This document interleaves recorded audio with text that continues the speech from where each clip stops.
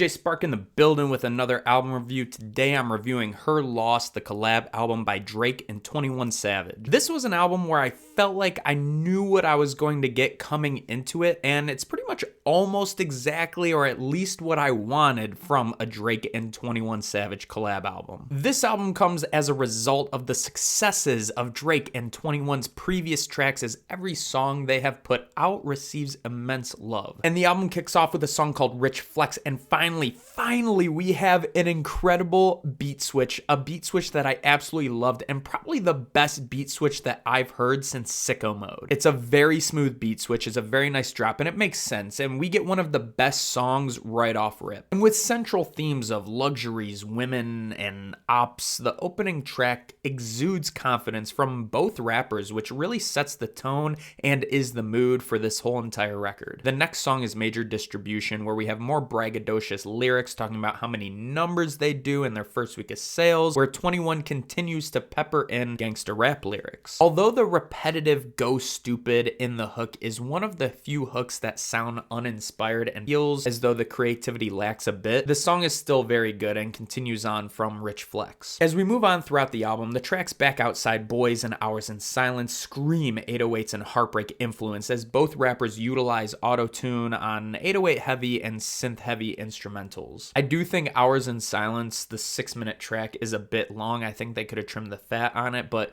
both of these songs are reminiscent of that 808 Kanye days. And the song Privileged Rapper is an interesting one, as they talk about hating privileged rappers. The pretty much one-liner in the hook talk about women again, and 21 continues to flavor in gangster rap lyrics. In the hook, Drake says, "I hate a privileged rapper who don't even know what it takes and hasn't had a hit since." And I'm very curious to know who he's talking about and kind of find the irony of the line peculiar. Treacherous Twins is an instrumental that I really like. I like the melody of the synth, and the bass is really pleasant to listen to, and it's a nice catchy addition to the album. Whereas most tracks about 1 through 12 are straight trap, I like how this is a little more chill than the other tracks. Then we have Circo Loco, and this is a standout track for a couple of reasons. It's not because it samples One More Time by Daft Punk, but because some of these Drake bars within the track. Look, we all know Drake can be sensitive sometimes, and that's okay, we all are, we're human beings. But why? Why the bar about Megan Thee Stallion lying and getting shot in the foot? Why put that in there? And even the bar after, where I think he mentions that it's a joke. Well, joke or not, and let's say even if Drake knows the truth, and he's right, not saying he is, but let's just say if that was the truth, why is this even in there? It's not really Drake's business. This is between Megan Thee Stallion and Tory Lanez. I don't understand why it's necessary for him to add that bar. And even if it is a joke, it's pretty distasteful, as Megan Thee Stallion has already gone to Twitter and pretty much aired out her grievances. And even later on in the verse, he has that bar about joining his ops at the Larry Hoover concert for Jay Prince. I mean, what is that? Why is he still on this Ye beef? I really thought we were over it, and I thought it was kind of water under the bridge. It looked like they had made up at the concert. You know, Drake talks about how he's being so real, but he still shows up to this concert thinking that Ye is an op and mentions it a year later on an album. And I don't know when this song was recorded, but a couple weeks ago on Drink Champs, Ye said that Drake is the best rapper of all time, and Ye tweeted, like, "I've given this kid his flowers. Why are we still having these disses on these songs?" And unless something is going on behind the scenes, it might. I don't know these people in real life, but if something is going on behind the scenes, well, at face value, these bars kind of seem petty on Drake's part. I just don't see the need to throw in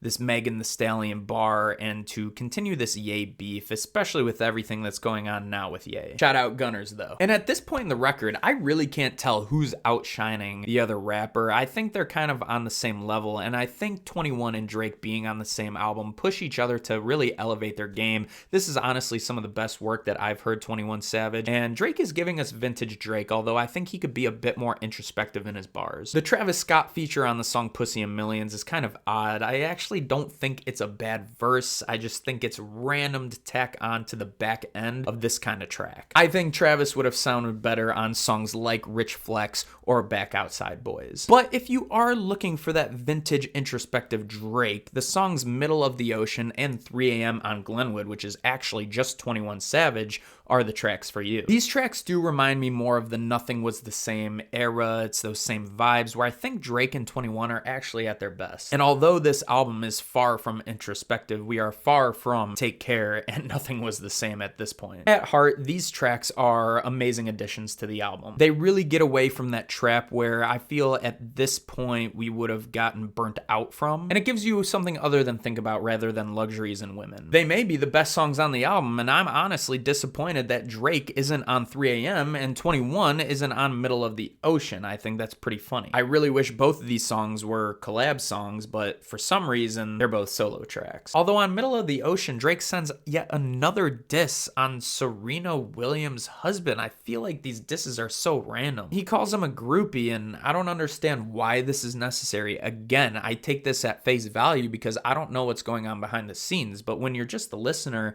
and you're listening to this, it once again just seems kind of petty to keep adding these unnecessary disses. The album finishes off with I Guess It's F Me, which is ironic because the album is titled Her Loss, but I guess it's F Me. I thought it was Her Loss, but I still dig the track. I wish 21 was on the closing track. I know this is a collab album, and sometimes, you know, on hip-hop albums, you do have solo tracks from each respective artist that make it onto the record. However, I think the whole purpose for making this album was because 21 Savage and Drake have such great chemistry with one another. I would have liked to have 21 Savage on the closing track of this record. But I think there were some good bars by Drake on this final track. I think the line, "Truth is a suicide, I would rather live a lie and keep you on the outside." I think that's a hell of a bar, and I am glad that they end the record on an introspective track. Throughout the production of this album, I do wish there were more soul samples and vocal chops like the sample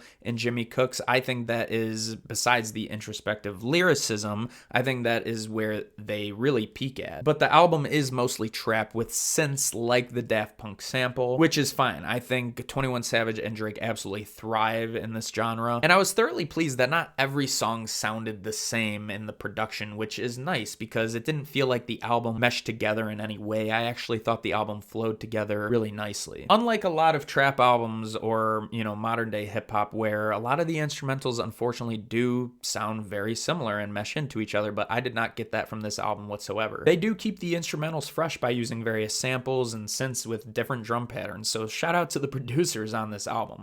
Overall, even with some petty lines and a couple uneventful hooks, this album is full of bangers with solid production and deliveries from both artists. And even though this was a collab album, I did feel like Drake had more than 60 to 70% on the vocals of this record. I would have liked to see it a little bit more 50-50 overall, because I feel like if it was 50-50, 21 Savage could have totally outshined Drake on this record. And I really didn't have much of a problem with anything 21 Savage did, to be honest. Like I said, I thought he was on top of his game with this record. So overall, I'm going to give this album a 7.7 out of 10, but what are your thoughts? Did you love this album? Did you hate this album? What songs were your favorite? Let me know in the comments below. Thank you so much for coming by. If you liked the video, hit a like and subscribe to the channel if you love talking music, listening to music, and making music just as much as I do. Follow me on Twitch, Twitter, and Instagram at EJSpark1, and as always, you know what it is. It's peace, love, I love s'mores, EJ, out.